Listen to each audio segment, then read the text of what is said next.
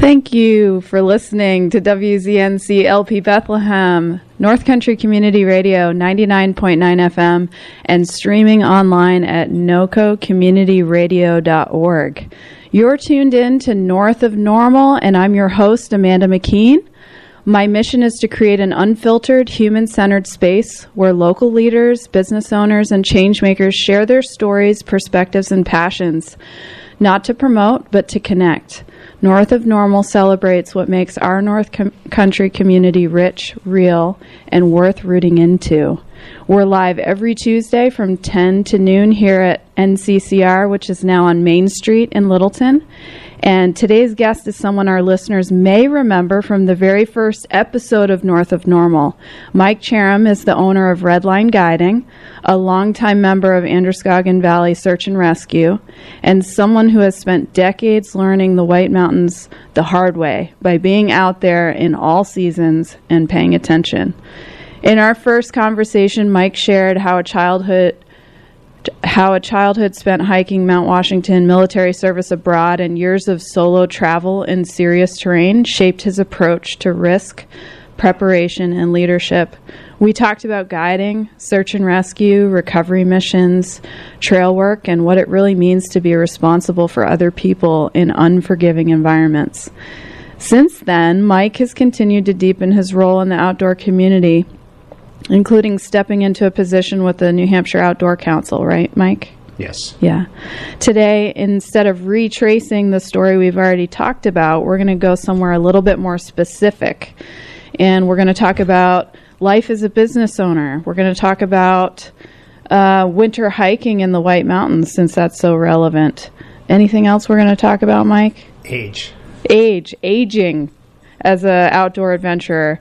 And just want to make a side note here that it's not just Mike and I in the studio. We also have Mike's favorite companion who came the first time as well. Her name's Rosie. So Rosie, welcome.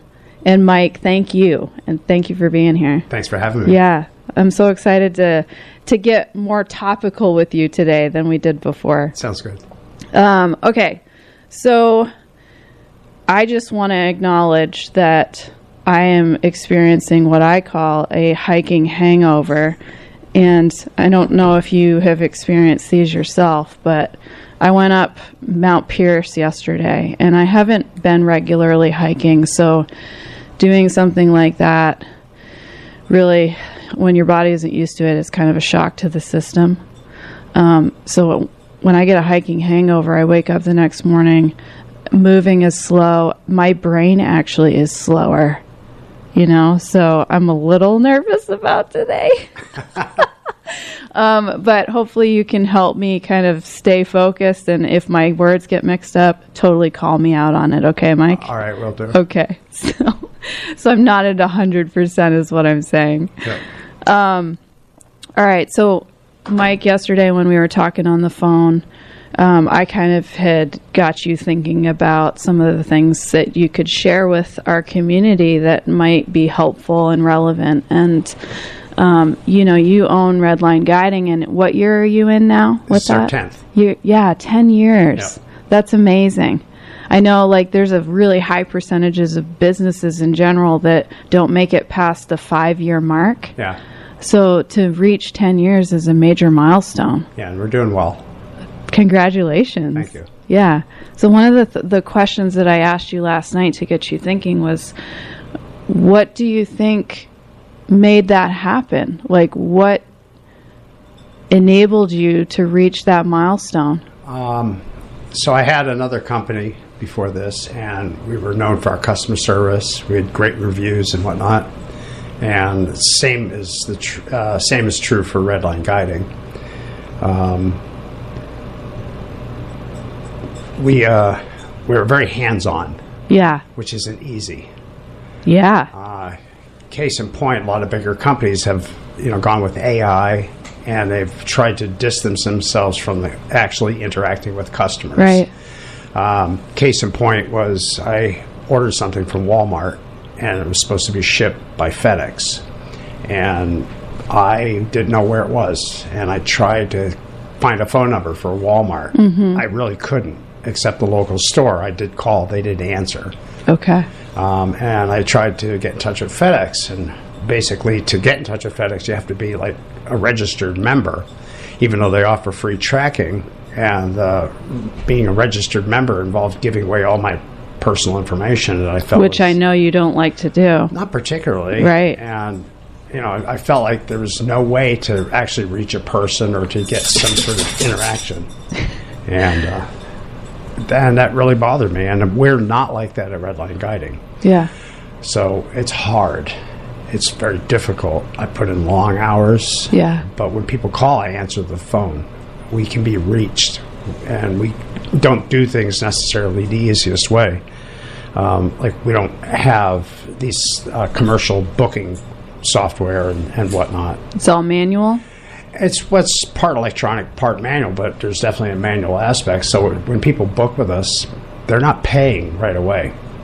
We first get an understanding. After they book with us, we reach out to them, get an understanding what it is they want to do, and to learn more about them. Yeah. And then when we do that, then we start talking about assigning a guide, and we will do that, and we will get it in the calendar, and we will send an intro email to the customer introducing the guide so they can talk logistics. And this entire time, we're very hands-on instead of having an automated system. And I know most of the guide agencies have automated, yep. At least in the past 10 years, where they go to the website and people can find an activity, they can pick a certain date, and there may be people with that date or not. There's no vetting as far as is there compatibility between the groups. Yeah. And it can make for a bad experience. And yeah. When I was a guide working for someone else, I had such experiences. One was like a 20-year-old girl who was super fit and was an ultra marathoner, and they put her with another woman who was older, much slower, not really very fit, and the whole day the girl who wanted to go ahead kept pushing the limits on going ahead, yep. and I had to run up and haul her back. Yeah. Meanwhile, trying not to make this other person feel bad. Right. And everybody had a miserable day. The 20-year-old had a miserable day. She felt like she had an anchor around her ankle. Yep. The person who was slow had a miserable day because instead of having a relaxing time, she felt like she was being pushed and pressured all the time, so she felt guilty. And me being in between the two, back and forth, literally back and forth, it kind of drove me crazy. Yeah. So I, from my prior gig as a guide in the White Mountain National Forest, I learned some things, mostly things that I didn't want to do. Yeah. And I realized I need to be more hands-on. Yeah. So people call us now and they say, I go with a group. It's like, yeah, we do offer some group stuff, but most of it's one-on-one. Our minimum group size is one person. Yep. But that makes that day all about them and their needs. So. Yeah, I've written about my experience with Redline Guiding. And it's funny because I did the 2-day mountaineering course. Yep. So the first day was at the headquarters. Yeah. And then we went out, practiced different types of walking for the terrain. To one of our training grounds. Yes. Is what we call them. Yeah. Yeah. And then I was supposed to have Dominic the next day. Mm-hmm. And apparently he got COVID. And so that day, it was like this last minute switch. And, I got asked, is this okay? Or do you want to wait? And so I said, yeah, sure. I want to do it anyways. So I ended up going with Will Murphy. Okay. And it was one-on-one. And it was the day was truly about my success. Yeah. And it wasn't about the guide. And it was amazing. I loved it. And the booking experience, it sounds like it hasn't changed since I booked. No. Because it was vetting. It was filling out a form and saying what my physical abilities were. Yeah. Which I'm curious, if you get people that fill that out and they're not being truthful. Most of them are. They're not? No, we've come to determine if somebody says they're super fit, then they're very fit. It's usually one step back. Every once in a while, someone will change that perception. Yeah. But yeah, it's usually we have an elevated view of ourselves, right? And then naturally, and people don't understand going uphill hiking these mountains, how hard it is and stuff. Yeah. We also ask, you may remember, what kind of day you are expecting. No, I don't remember that one. As far as whether it's vigorous, extreme, relaxed, moderate. These are some of the responses we give. Yeah. And, sometimes that can raise a red flag. Case in point, someone comes to us and they choose that they're not very fit or they're somewhat fit and they're hoping to do Mount Washington, but they're looking for a very relaxed day, and that's a mismatch. Yeah. As a hiker that, if you're going to hike Mount Washington, it's probably going to be a tough day. It's not a relaxing day. Even if you're fit, even if you're very fit, it's probably still going to, get the heart rate going and stuff like that until you get into a groove. Yeah.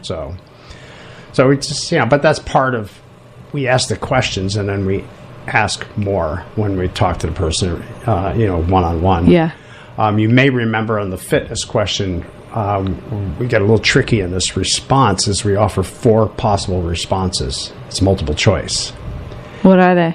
It's not very fit, somewhat fit, moderately fit, and very fit. Okay. Yeah, those are the 4 choices. And the reason why we chose 4 choices and not, say, 5 is that we can't have that tell nothing middle choice.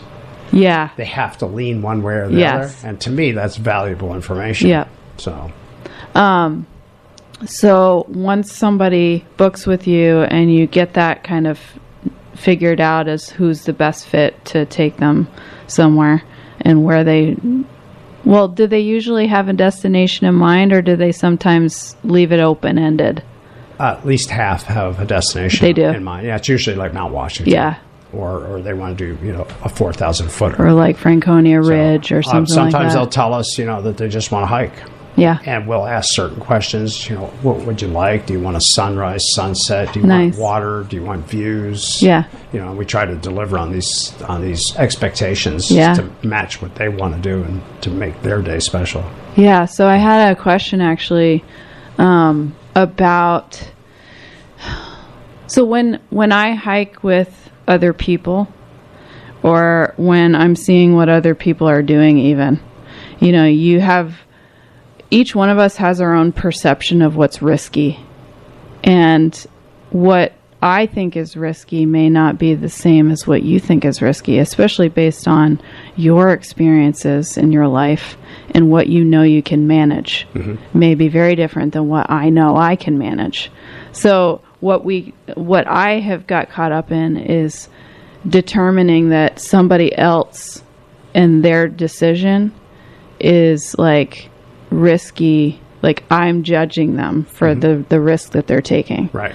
So I'm curious how you kind of standardize the risk perception when it comes to multiple guests and different levels and experiences. Yeah. How do you figure that out? Well, normally these people aren't put together, so we don't have that situation where you have some person who's very confident and very experienced and a person that isn't. It's usually people that aren't totally comfortable versus people that are. We have people that are expert hikers, expert climbers, and they hire us anyway because maybe their spouse says, I really don't want you going along. Yeah. So we get some of that. Okay. We have been helping for a while. This one guy work on his grid. I've seen a lot of posts about that one. Yep. Yeah. Chase Hall takes him out mostly. Yep. But it's, for those who don't know, that's doing the 48 4,000 footers in New Hampshire every month of the year, but not necessarily a 1-year effort. Right. So, but it ends up being 576 summits. Yes. So, which is insane. Have you done the grid? No. Okay. No, I'm not a gridiot. You did the Redline. I did. You did that. Yeah, which is how I hike all of the trails described in the White Mountain Guidebook. To me, that was very rewarding. Yeah. I got to see a lot of different things. Yeah. I've never been really tempted to do the grid because that's just doing the same mountains over and over and over again. And while there are different trails that you can do, eventually you're going to be repeating a lot of stuff. Right. Plus, that's where all the crowds go. Most of the people that come up here, they're doing 4,000 footers or they're doing 52 at the view peaks. But the 4,000 footers, that's where those trailheads are jam-packed. They are. Especially in the summertime. Yeah. So. And it sounds like you like to hike in solitude. I do. Yeah. One of the things I love about the mountains and getting out there is the peace and quiet. Yeah. It's to find a parallel. It would be you're sitting at home, the refrigerator's running, but all of a sudden the power goes out. And it's suddenly, deafeningly quiet. Yeah. I like that. Oh, that's the best. Yeah, that's really good. I was actually really surprised yesterday. You know, Crawford Notch is a super popular area, and I was just like, ugh, like dreading it, because I don't like a lot of people on the trail. And when we went to Pierce, there was only like 5 cars there, and it was early afternoon. And so I was like, yes, this is the best, and had the summit to myself. Yeah. You probably saw people coming down as you were going up. Yes. Yep. And then coming down, I was like, the last one out was just like, yes. It's usually not on trail. I run into a bunch of people. But it's usually at like a summit. Yep. Because that's where people stop, and because you start at different times. Right. So, you know, you'll pass people if you're going faster, and you'll see, like, if you've got a late start, you'll see people coming down. If you got an early start, you'll go up, and you won't see anybody all day. Yeah. Until you turn around and start coming back, then there's person after person after right. person. So yesterday we were talking on the phone about the cutoff time that you guys usually enforce when you do Mount Washington. And I'm wondering how you determine that time based on the different levels of your guests. Well, I'm going to tell you a little secret. Tell me. I don't know if I should do this on radio, but I will. Yes. Specific to Mount Washington, specific to the east side of Mount Washington, using the Tuckerman Ravine Trail to get up to the Lionhead Winter Route. We will stop 10 minutes in at Crystal Cascade. And this is perfect because instead of people starting at the trailhead chilly, like they should, they are all bundled up. So 10 minutes in, they are ready to delayer. Yeah. That's perfect. We want to stop them there, and we tell them if they have the proper footwear and the traction on their feet, we tell them to go up to the Crystal Cascade and check out the waterfall. And this is intentional because we want to see them coming down the stairs and see, are they taking one step at a time, or are they just walking down the stairs normal? Yeah. And if they're walking down the steps normal, then this tells, either way, it tells us something about what we can expect later in the day when they're coming down the mountain, which helps us establish the turnaround time. Because we don't go into these things with an established turnaround time. We have an idea, but it's subject to change. Yeah. Other things that we consider is, how do they hike? Are they slow? Are they fast? How are they at managing themselves during a break? Which Huntington Ravine Trail Junction is usually our first major break, and we tell people what they can expect. Otherwise, they'll just stand there, with their pack on. Tell you take your pack off. Yeah. This is the time I want you to layer up. Yep. I want you to get some food, get some water. If you have to use the bathroom, go down this trail a little bit. Try to let space for other people to go by. And, tell them what they're there for. And we tell them, it's 10 or 15 minutes. And 10 minutes, they're all done and they're organized and they can put stuff in their pack and take stuff out in an efficient manner. This is going to help them. With the turnaround time, it could go a little later. Unfortunately, it is a paradox. The slower they are, the earlier the turnaround time is. Yeah. Because my goal is to get people to the parking lot before it gets dark. Yep. A lot of the agencies around here, they're just hoping to get off of the Lionhead steeps and get onto Tuckerman Ravine Trail before dark. Yeah. But I've had a great deal of success getting people to the parking lot. And typically, to do that, we'll start at 7, and we'll your typical turnaround time, and besides what I just said, is around 12:30, maybe 1 o'clock. Yeah. And this changes as the year progresses and the days get longer. We can push that a little bit more. Right. So, but then again, the guys don't want to work 12 hours because we've pushed it to getting to the summit. Regardless, the way we look at it is that the summit's going to be there another day. Yeah. And maybe they need to work on their fitness or cardio. Maybe they need to develop their quads or something, so that they don't suffer from a hiking hangover. Yeah. how do you keep your guides motivated if you even need to? I know a lot of them do it because they love being out there. Always money. Money. No. They love the idea of being a guide. Yeah. And I have to say that is something I miss being an administrator to a guide company is I don't go out there and guide very much. Yeah. And when you spend 8 hours toiling with somebody, you develop a bond. Yeah. And all my bonds seem to stem from way back when I was actively guiding. As an administrator, I'm almost jealous of the fact that I missed out on that special opportunity to actually bond with these people and develop lifelong friendships from the experience that you went through. Now, while they appreciate the customer service, I'm just the guy on the phone. I'm the guy that's like doing the billing, Mike. which is the billing guy. That's the bad guy, right? Yeah. So. Oh, that's tough. I mean, when you started Redline Guiding, what was it that you were imagining it would turn into? What was your role in it? Well, I knew that I was selling my soul to the devil. You did? Oh, yeah. Yeah. I knew because that's the reality, and because of the type of customer service I provide, I'm on demand. Yeah. People can call us pretty early and pretty late, and if I can, I'm going to answer that phone. Yeah. Usually around 9 o'clock at night, I'm just going to let it go to That's your cutoff? Yeah, it varies. Okay. Depending on how I'm feeling at the time, depending on what I'm doing. If I've had a beer, which I will drink maybe like a beer a week, okay, I typically won't talk to somebody because I'm a lightweight and I'll feel a little loopy from a single beer.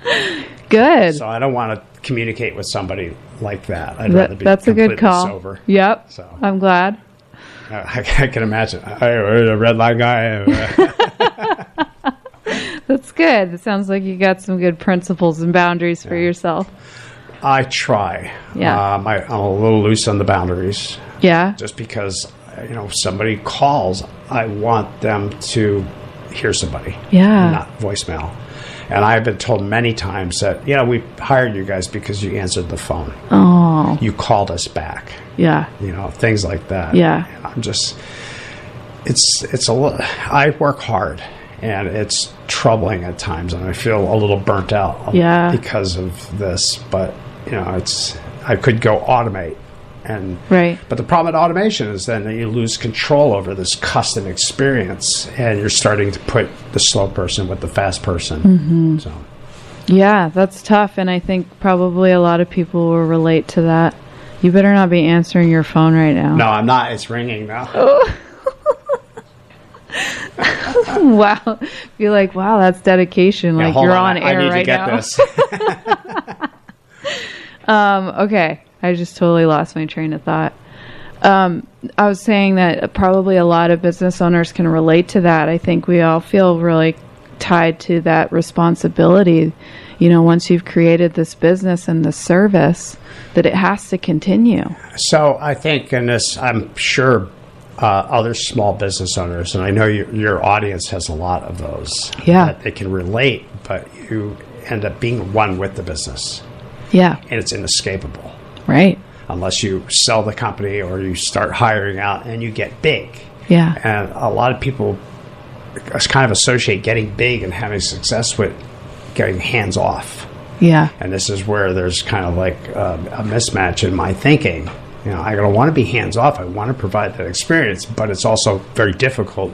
And it would be great to automate, use this booking software that just does everything for me, and then all I could do is count my money. Mm-hmm. That would be awesome. Yeah, and then you could take vacations and stuff. But it's unrealistic.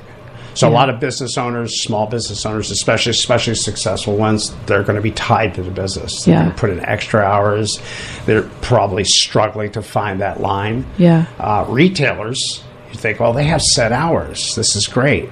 But they don't. They go home and they work. Right. And, do the things that they weren't able to get to during the day because they were serving customers during the day. So. All right. So of all of the things that you're doing in the background at this point, what is your favorite part? Is it talking on the phone with the clients? I think when the booking comes in. Yeah. Yeah. Because that's, this is how we survive, is to get business. Yeah. I have to say one thing that really just makes me feel all warm and fuzzy is somebody will get on one of these groups on Facebook, like the 4,000 footers of New Hampshire. Yeah. I'm a moderator on that group. You are? Yeah, it's huge. It's like 120,000 Oh, it's massive. And somebody will innocently ask, say, hey, my recent one was, my son, I would like to have, he wants to do Huntington Ravine. Okay. And as actually, this person was talking about the whole family, but a lot of people suggested you should get a guide. There must have been 20 comments in there saying contact Mike at Redline Guiding. Nice. Or Deborah is one of my guides over at Redline Guiding. And over and over and over again. And I'm the moderator, so I'm not going to say too much, but I'll give these things hearts. And that just blows me away. Yeah. That we can get, because this is unsolicited. I'm not contacting these people saying, hey, can you recommend us? I don't even know some of these people. Yeah. Most of these people I don't even know. Yeah. And there's recommending us. So it's like, that's really good feeling. Yeah, that's a reputation that you've built. Yep.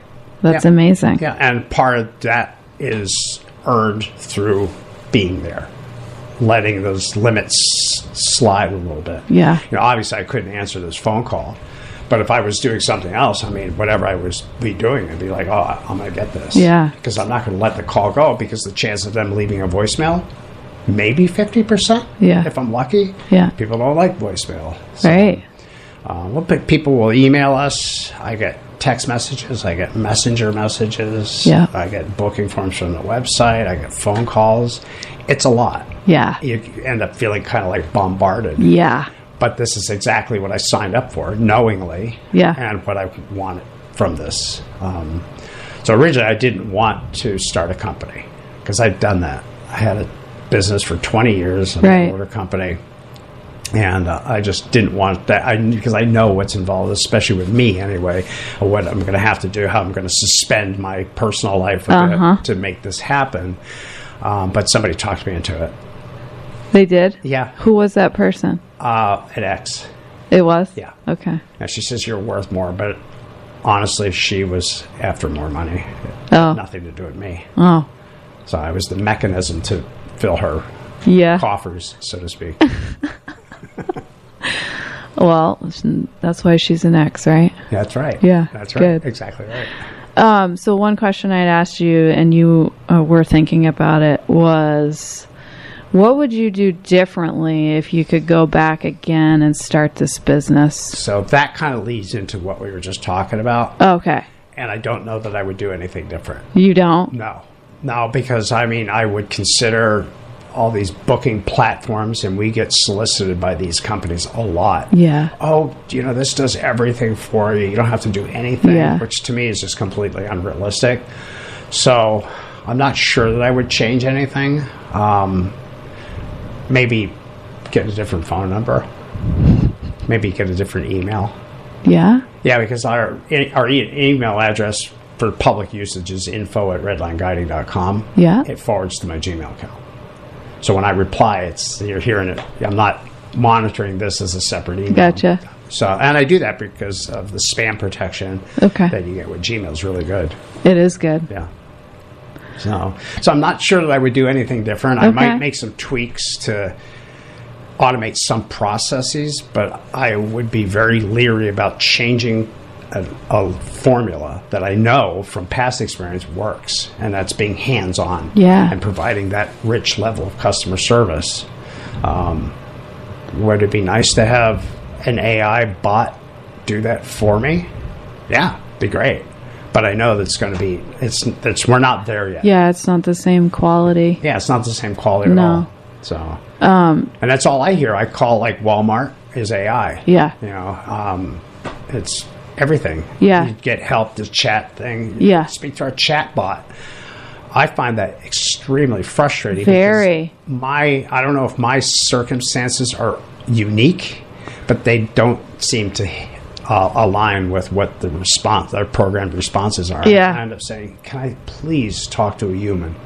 Because then I can articulate and I can explain, and they can in turn understand me. I don't know if this AI bot is understanding anything. That's such a great point. Like, we're all seeking to be seen and heard and understood, and a bot is never going to do that. Yeah. And to FedEx and Walmart. Yeah. Not to throw those guys under the bus, but this is who I dealt with recently. I don't feel like they know me or understand me or understand the circumstances. I feel like these big corporations usually just don't care. Like, when I contact Spectrum, for example. When you get a person on the phone, then they have to pay somebody to talk to you. Yes. And they're used to just taking your money. They don't want to talk to you. Right. Yeah, and what does it matter if I'm having a bad experience? It doesn't matter to their bottom dollar. And not all companies are like this. Big companies. New Hampshire Electric Co-op is one example. It's easy to call them and get somebody on the phone. Good. So there are companies out there that do embrace that. Yeah. But I find that one-to-one human interaction, customer support is something that is becoming passé. Yeah, and I think that you're right to leverage that as what makes you unique, because it's going to be more and more rare. Yep. And so if you can provide that level of attention, you will always be above your competition. Yeah, and I guarantee that hardly anybody out there wants to talk to a bot. Yeah. When they call a company. Totally. Yeah, the last thing they want, or the last thing when they do the chat bot, they don't really want to talk to the bot. Well, especially with a guiding service, that's very personal. Yeah. You're going to be with somebody out on the trail for an entire day. You don't want to talk to a bot about that. Right. I remember being a little anxious about who was going to be my guide and was this going to be comfortable, because it's a stranger. Yeah. And then you meet them that day. But Will's no stranger now, is he? Will is not a stranger now, but initially he was, and then by the end of the day, I hugged him. Yeah. You talked about bonds forming. Yeah. And that is totally true. Yeah. Totally. When I started Redline Guiding, I reached out to a bunch of people, said, I started a new company. I said, if you feel like I'm worthy of it and you've had good experiences with me because we had those bonds, could you maybe give us a boost, leave a review? Yeah. So, and a lot of people did. They do? I was surprised. Yeah. Probably 80% of the people I reached out to, because we had those relationships established. So. Yeah. No, that's smart. One thing that I really love that you did before, and you still do it because I see you posting, I think you made a video for me of my day out there, and it was put to music, and Rosie's gonna hang out on the couch. Smart dog. Yeah. But you took the video, you made a video compilation, and I actually revisited that last month, and it was because I was looking for motivation to get myself back out there. And it was 3 years ago that I had done that hike. But I watched the YouTube video, and it's this beautiful music. It's all the pictures, and it just gave me the feeling and the remembering that I needed. Nice. So that is such a gift that you give your guests, is that, encapsulation of their day. Yeah. They don't have to do that. And I don't do the videos very much anymore. You don't? But I do blog posts. Okay. It's just time management. Yeah. To do and edit a video takes hours. Yes. Case in point, I'm a justice of the peace, and I married a couple on Bond Cliff. Yeah. They hired me to do a video. There's 12 hours of editing, in addition to going to Bond. My word. They paid good money for it, but it's just hard to do that. That's going to lead to my burnout quicker, so I had to make some changes there. And even the fact that we write a blog post for pretty much everyone we take out, so that they have this keepsake with photos and stuff they can share. Which is probably good from a marketing standpoint. Absolutely. But even that, it's a lot of work. It is a lot. 4 guides, 4 jobs going on the same day. That's 4 blog posts. Yeah. Are you the one writing them all? Yeah, I write them. Though I do get some help. Sometimes the guide will provide their own written content or a summary of the day. Yeah. But I still have to do the photos and put everything together. And then publish it on the site. And right now, the way I do it, I'm trying to strike that balance between, okay, this feels personal to something which is not going to keep me busy all night. Yeah. 12 hours. Yeah. It's hard. It is hard to do some of these videos. I mean, the one I did for you probably took 3 hours or so. Well, thank you. You're welcome. It's a gift that keeps on giving. Yeah, and that's good feedback for me. Yeah. Knowing that this is still important. I will do videos. Sometimes I'll do shorts. Yeah, that's a good call. Yeah, I just did one with Mike Maciel. Just gave me a short vertical oriented video of him on Franconia Ridge. I saw that one. Yeah, and a lot of people shared that. I mean, Ty Gagney shared that. He did? Yeah. Cool. Yeah, because I think it was the honesty of Franconia Notch or Franconia Ridge. Yeah. You see tons and tons of photos and videos of people hiking that. And you could see the trail. Oh, and it's so clear and beautiful. Clear skies and sunny. And it's not always like that. Right. And we as hikers know this, but not everyone does. So I think it's fair to show that type of video. Say, they weren't in danger up there. Mike Maciel was the guide, and he knows exactly what he's doing. He's a search and rescue volunteer himself. And, it wasn't a super windy day. It wasn't a super cold day. And everybody was safe, and they had a great time, and they accomplished what they had set out to accomplish. But in that video, I mean, there's clouds, there's poor visibility. You can hear the wind. Oh, it's like blowing them around. Yeah, I mean, they were staggering because there's probably only like 20-mile-an-hour breezes, but you can pick it up on the microphone. Yes. And it's just, this is more of like in tune with the reality, which we need people to understand that as a search and rescue volunteer. I want people to know what it's like up there, so they're not making, careless choices based on what they think they know. Yeah. But part of the problem with this neck of the woods is the accessibility of these mountains. And I often talk about Mount Washington because that's the one mountain we have. In some people's eyes, that's the only mountain they know. Well, in your mother's eyes, right? And my mom was like that, yeah. So, but, people will say, they get the water bottle, they get their sandals or whatever, and they're going to go up to Crystal Cascade. Fun thing to do. Very tourist-centric. They get there 10 minutes. They check it out. It's like, oh, this is pretty. And then the trail kind of goes off and does some switchbacks from there. So they said, let's go a little further. And next thing you know, they're in Tuckerman Ravine. Yeah. And they're looking up. Oh, my God. We're very close to the summit. Oh, no. Let's go up here. Next thing you know, they're on top of Tuckerman Ravine looking down into the ravine. Oh, that's the summit. That's right there. I see the towers. And from there, they're like, let's go for it.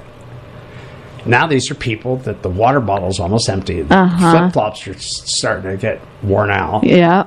And they're going to go up to the summit. And what they're not thinking is that the summit's only halfway there. Right. Which I used to have fun with that fact. Because we would get to the summit, we'd take a picture of the summit sign and everything. I would tell people, oh, you made it halfway. Yes. I had people look up before, which I find infinitely amusing. Because there's no more up. But what they don't understand is that now you're halfway there because we got to get back to the parking lot. It's not a successful day until we're all back safe. Right. So it doesn't end at the summit. But people who are going up there, they know they might know there's a road or a train, and they figure, oh, I'll just get a ride or something. Right. Sometimes you can, but it's not guaranteed.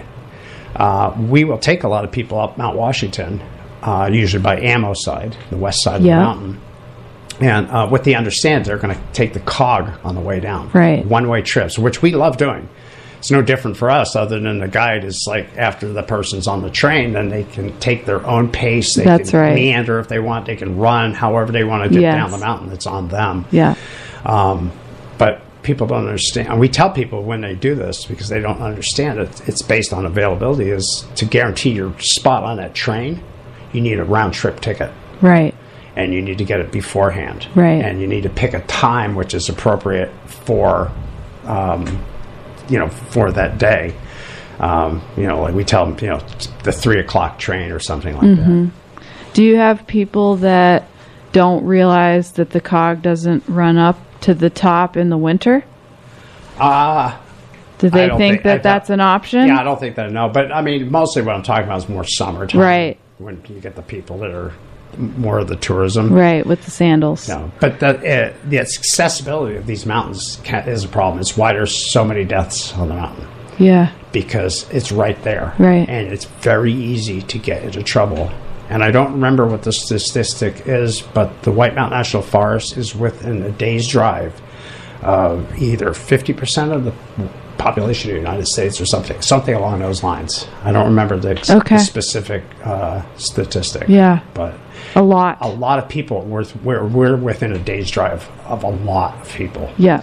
And you think the East Coast with the cities, Boston and New York and stuff like that, it's Philadelphia, that's all a day's drive. So, yeah, I want to talk specifically about winter hiking because, I mean, summer hiking is definitely risky, but we're in winter right now. Yep. And I actually haven't seen that many rescues this winter so far. It's been good. It has been good. Yeah. And the ones we have had were avoidable. Right. Yep. So I have some questions here. What's the earliest winter mistake you see people make before they even leave the parking lot? Well, that happens in the fall. Because up top it's winter, but in the parking lot it's still fall or still late summer. So a lack of awareness of a lack of awareness what they're actually getting into and what the difference is between what a little elevation can make. And it's 4,200 feet of gain to get up there on the east side of the mountain. Yeah. And at 4,200 feet, there's a lot of change that can happen. I forget the statistic, and I'm good at forgetting statistics, apparently. I'm picking up on that. But for every 1,000 feet, you can expect, I think it's 3 to 6 degrees of temperature loss. Different, okay. Yeah. So times 4, that's a significant amount of, temperature and then you loss. add wind in there. You put it in the wind because of the exposure, and that changes things even more dramatically. Yeah. So. But then, like, wintertime, that probably still happens, even though it looks the same. They don't realize that just because it's balmy and, nice down here, that it's going to be exactly the same up there. People still don't understand the difference. Right. But in the wintertime, most people that actually do hike in the mountains are semi-aware of those differences. Okay. Because it's winter, and they know it's winter down here, so they will take steps to what's it like on the mountain. They might not know, but they will do a little bit of research. They'll ask on Facebook, say, hey, I want to do this or that. And people will say, well, the access to that trail is closed, because somebody was asking about like Caps Ridge Trail at Jefferson. Oh. And they didn't realize that the road was closed. So, nice people on Facebook inform them. Good. Yeah. I do find that every once in a while that we'll get, like, there's been a recent rescue with some fellows that were snowboarding on Mount Moosilauke. Oh, they were snowboarding? I thought they were skiing. It might have been skiing. I thought it was snowboards, but, they ended up getting off trail. Yeah. And they needed to be rescued, and it could have cost them their lives. Yes. And then the internet, of course, famous for, hang them. To bring them out back and shoot them. And a lot of judgment. Yeah, well, I try to avoid that. I actually commented on that one particular post, and I said something like, I'm glad they're okay. Yeah. And, good job to the search and rescue. Yeah. Try to keep it positive. Simple. Yeah, keep it somewhat positive, because people don't learn their lessons from being yelled at or, demeaned. That actually has the opposite effect. So I don't find it really contributes that much to the good that these hiking groups can actually do. Yeah. That they're there, and people can ask if people are tolerant. Because we were all new at one point, right? That's right. I mean, nobody was born with these skills. No. So with a little bit of tolerance from the people. And unfortunately, a lot of people who do respond really shouldn't be responding because they got nothing good to say. But that's just the reality of Facebook. And yeah, I think we can apply that to all social media. Yes. But in the wintertime, I find it's not so much the tourists coming up and just more curiosity getting them into trouble. It's people that are, attempting things that they have somewhat of an idea. They're going to ski in the mountains. They must have some sort of idea what it's like in the mountains. But a lack of preparation or lack of, resource inspection and whatnot. Yeah. So the people that get in trouble in the winter tend to be a little bit more professional or more educated on what they're getting into. Yeah. Versus the summertime, it's a complete free-for-all. Yeah. Do you remember Chris Roma? I don't think so. He passed a couple winters ago, and he was very well known here in the mountains and very experienced. And he went out. he went out on headed towards the Bonds from Lincoln. Oh, yes. And there was a storm that came in. Yeah. And he must have known. I mean, he was experienced. He was, and he was, he was recording it on Strava, and I think he was trying to get a comm or something. And so there was this, like, competitive edge to what he was doing. Right. But that was, like, so it always feels worse when it's somebody that has experience. Yeah, and some people don't always apply the experience they have in a situation like that. I believe he was by himself, right? He was. Yeah, and if you're his friend turned around, I think. He was with somebody. Well, then he should have turned around too at that point. And if you're with somebody, then they can speak to judgment. Yeah. And Kate Matrasova comes to mind because she was soloing in 2015, going to do a Prezi Traverse, and she was by herself. So there was nobody to say, hey, I think this is a bad idea, or to give her pause for thought. Yeah. So obviously she at some point figured it out for herself, but by then, unfortunately, it was too late. So. And you were part of that recovery, I remember. Yeah. Back then, was it as much of a message of like, hey, it's a good idea to have somebody with you when you're doing this, or was there more solo hiking going on? There were probably a little bit more of the solo hiking back then. Yeah. But there's still people with that understanding, that experience, and that voice that, let it be known. Yeah.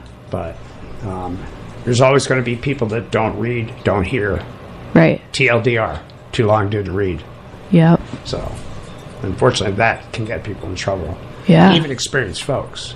Some experienced folks kind of have the assumption they're above the law because of that experience. And, again, another statistic, most of the people that get caught in avalanches have training. Interesting. Because that training kind of gives them a little bit more power to go further. Courage, understanding, or perception of understanding.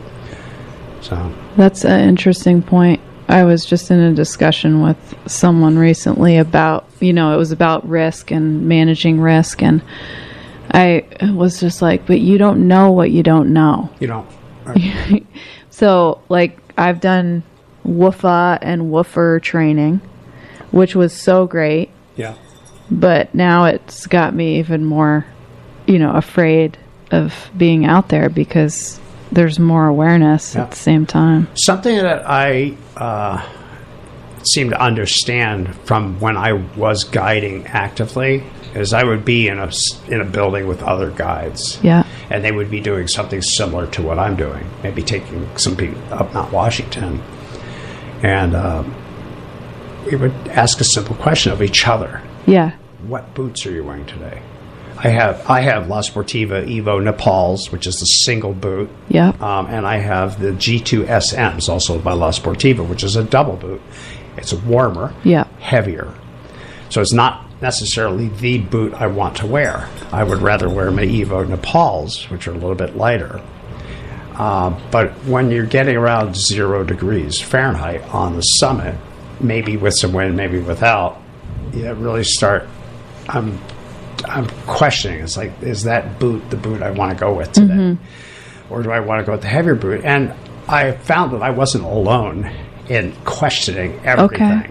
And the other guides would be like, I'm planning on doing this. What boots are you wearing today? And, what are you thinking? And we would have a conversation back and forth. Yeah. And you would think, well, you're a bunch of freaking professionals. Should it be easy to arrive at this conclusion?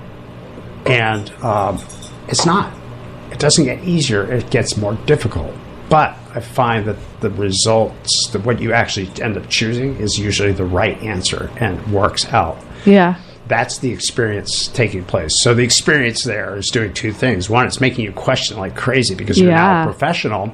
And the second is that you're making the right choices because of that experience. Right. So it's like two bits there. And people without experience, you can imagine where they fall into this situation. It's like, boots? What are boots?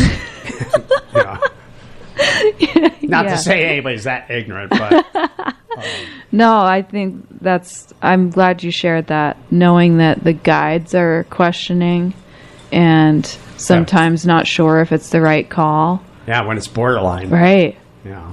And you just have to be willing to accept whatever decision you've made. You do. Right? But if you're a guide, now you have other people that are relying on you. I know. So if you become hypothermic, but, it's all about teamwork. So when we take people in the mountains, especially on a cold day, when we get above tree line, we talk to them. Even before we probably get out of the car, we talk to them and tell them things that, like, I can't see my own face. So I'm going to need you to see my face. If the end of my nose gets white and waxy looking, it's frostbite. It's starting. Yeah. It's super easy to fix. I peel back the glove. And I just put the palm of my hand on my nose. Oh yeah, skin to skin. And I do this. So what the guests, what the customer sees, they see that waxiness. Yeah. They know what it is because we talked about this beforehand. And they'll be like, they'll point at the nose, and wave their arms, and say, and then they'll say, "Oh, okay." And I know what they're getting at because I can't feel it, but I know what they're getting at because we had this conversation. Peel back the glove. Interesting. How's it look? You're good to go, and then cover up after that, so it doesn't keep recurring. So we're looking at them. We're looking out for them, but they're also looking out for us. If we start acting silly. And we might be hypothermic or in the beginning stages of hypothermia. Yeah. They hopefully will recognize that, but we don't rely on them to have that information. We rely on us telling them ahead of time. So the more prepared they're able to take care of us and see the signs. So it's a two-way street.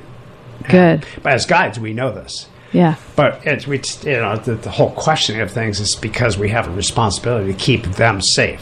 We're not hiring them to watch us. They're hiring us to keep them safe and get them to where they want to be. So, but there is give and take there. It's a two-way street. Yeah. Because we need them. We need the because if we're not with our guests, then we're by ourselves. And when it comes to winter hiking, being solo is not necessarily the best thing. You could fall into a spruce trap. Mm-hmm. You could be completely experienced and fall into a spruce trap and find you can't get out. How do you deal with that when you're by yourself? Do you stay in the hole and die? Or does somebody come along? Are you relying on other people who might be on trail? Which is the benefit of seeing a bunch of people on trail, is that potentially there's help. And if for nothing else, they can call 911. Right. So... And even when they do that, like in the case of these skiers on Mount Musalaki, it was 5 hours before somebody reached them. I have to say, it's Musalak. Oh, sorry. No other reason. I've always been a Musalaki person. Yeah. But recently somebody was for the AMC was writing an article. Yeah. And we were going through some of these and come to find out, according to Dartmouth Outdoor Club and stuff, Musalak is actually proper. Musalak. Yeah. It's going to take me forever to maintain that. And there's others. Potash. Yeah. It's actually Mount Potash. It is Potash? Yeah. I think I was saying it that way. What are some other ones? Kankamagas. How do you say it? Chikorua.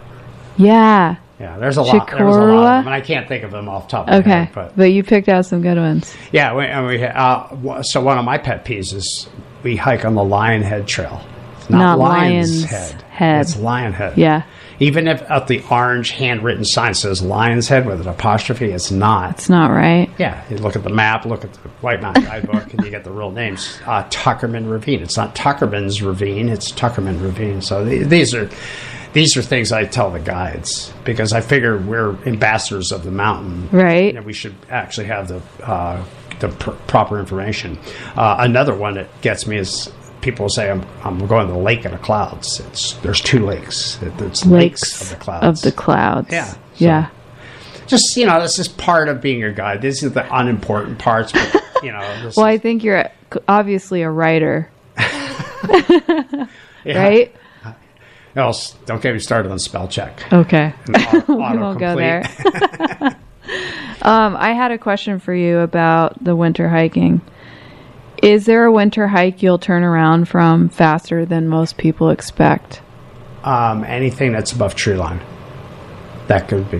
When we do trips at Mount Washington, normal trip, Yeah. Our objective is to get to Lionhead Winter Route, to get to tree line. Yeah. We reassess. We go to Lionhead itself. Yeah. We reassess. We know that when we're at Lionhead, the winds can be cranking as if it were the summit. But we also know that another 300 yards or so further towards the cone, all that wind and all that nastiness kind of like stops. And we're good again. We can go up the southeastern snowfields and make it to what they call Split Rock. There's an actual Split Rock, but it's on Boot Spur, which is another trail going up Washington. Yeah, I've been on Boot Spur. Yeah. Yeah, so you know that Split Rock because there's actually a sign and everything. Oh, yeah. But on the eastern side of Mount Washington, on those southeastern snowfields, there is at the very top corner there's what people call Split Rock, and literally you walk through it. You walk through. I took a break there. Yeah, people take a break there, and it's not just a break; it's a reassessment time. Okay. So it's like, yeah, everything looks good. We're looking at the forecast. We're looking not just at the forecast, too. And by the way, you talked about turnaround times. This affects turnaround times, too, is what is the weather going to do? Right. Because we have to think in a 24-hour mindset. What if something happens? Is it going to get worse? If we see somebody on top of Lionhead, they're like testing the winds, and they're not looking happy, and the winds are supposed to maintain the same speed or get worse, we're probably going to turn around. Yeah. But if we have somebody up there that's like pretty comfortable with the wind and it's supposed to start tapering off as the day wears on and we should be able to summit, that's an encouragement for us to go on. Yeah.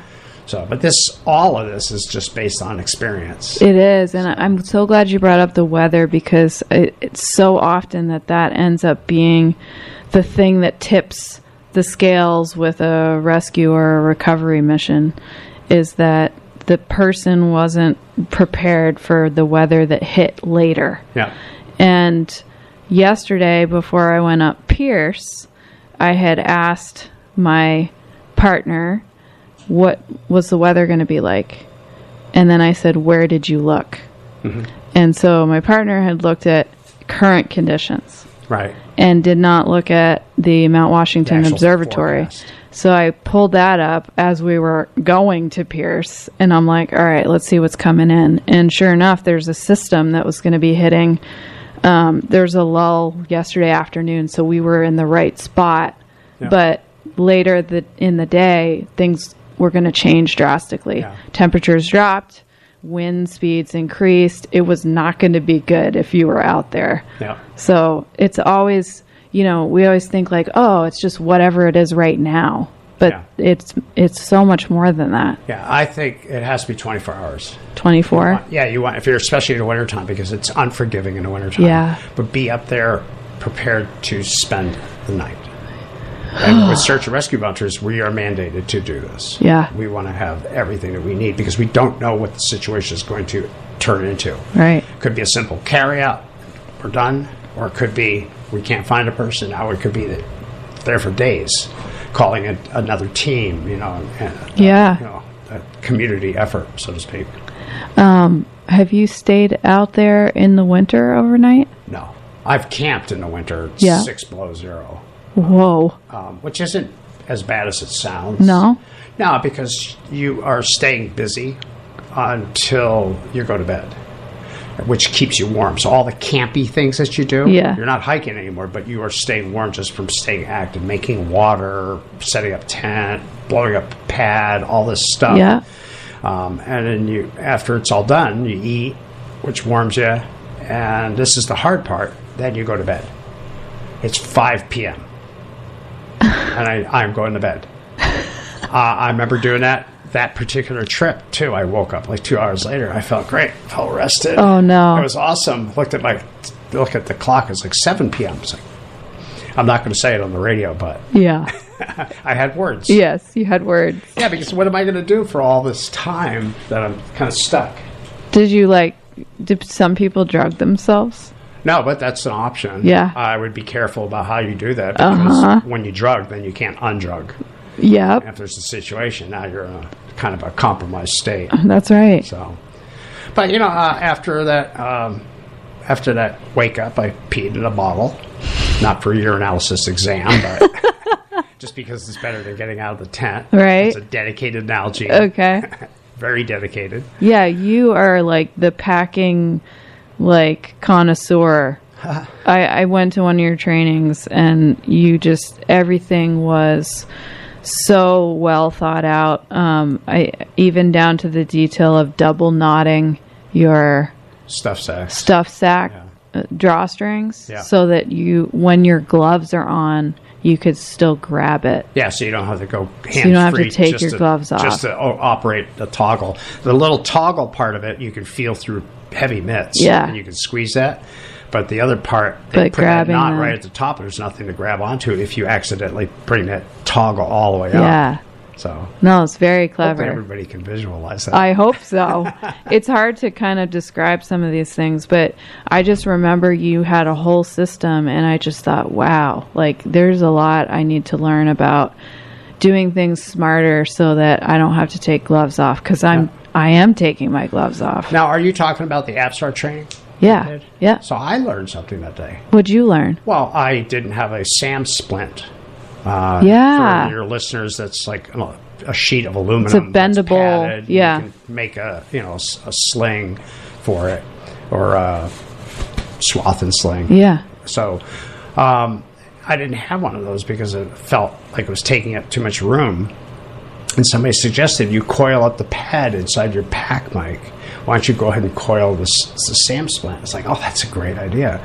I've since actually modified that idea. Unless I fold it in thirds and I put it all the way down to the bottom of the nice. pack. And now, because I found that coiling it up is actually kind of challenging. Okay. But it's like, so we all learn lessons, and I may have my act together in terms of packaging or packing, but not entirely.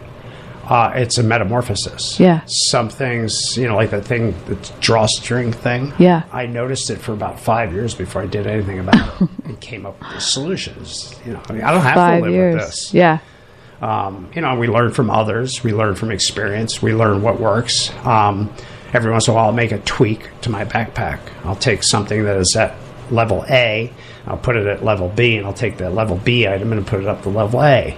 It's just a small tweak. It's almost inconsequential, but everything that I can do that's going to help myself be, stay prepared. Yeah. Or, get things done so I can tend to others, especially as a guide. Yeah. So it's important. That's awesome. So I will tell people, I said, this is my pack, and I'll look at my watch to get the date, and this is my pack as of such and such date, such and such time. And I said, it's subject to change at any time. Yeah. So I'm sure it's changed since the last time you did that training. Yeah, probably like a small tweak. Yeah. So, but we learn things, what works and what doesn't work. It's not necessarily a fast, you don't want it to be a fast learning experience. You want to ease into it. Yeah. Because if it's fast, it could have been something really, really went wrong. Yep. And you learned a lesson, and you're missing a finger now from frostbite or something. Oh, man. Or your toes. Yeah. So. Well, Mike, can you believe it? It's after 11. I actually need to remind our listeners that you're listening to WZNC LP Bethlehem 99.9 FM, streaming online at nococommunityradio.org. Mike, I can't believe how fast this hour went by. I'm shocked, too. Yeah, well done, sir. Did we hit all the bullet points? I mean, I only asked you 2 questions, and I have 20. Oh, my. So I think we're good. I'll join you in 6 months. Yes, definitely. You're welcome to come back. And Rosie, I think she's passed out at this point. Yeah. Yeah, Rosie is done for. She has a hiking hangover. She has a hiking hangover, too. Thank you, Mike. Thank you so much for being here. Thank you. Yeah. I loved it. Just a reminder to our listeners that this Saturday we have our grand opening celebration here at the new location on Main Street in Littleton. It's where the State Farm used to be, and there's big windows, and it says NCCR on the front. There's a red awning outside. We're going to have a great celebration. Everyone is welcome to come. There's going to be live music. It's going to be a really great time. So please make sure that you mark your calendar. I think that starts at noon this Saturday. Thank you so much for being here. By listening in, you're helping keep real stories and community conversations alive. That is no small thing, and I'm so glad that you're part of it. If you have thoughts about today's episode or someone you think would be a great guest, I'd love to hear from you. Just send an email to amanda@clearviewadvantage.com. And if you want to catch up on past episodes or share one with a friend, you can find them anytime at clearviewadvantage.com/podcast. This has been North of Normal with Amanda McKeen, featuring our guest Mike Cherim from Redline Guiding and his dog Rosie. We'll see you next Tuesday live from 10 to noon. Until then, stay grounded, stay curious, and stay a little north of normal. Thanks again, Mike. Thanks.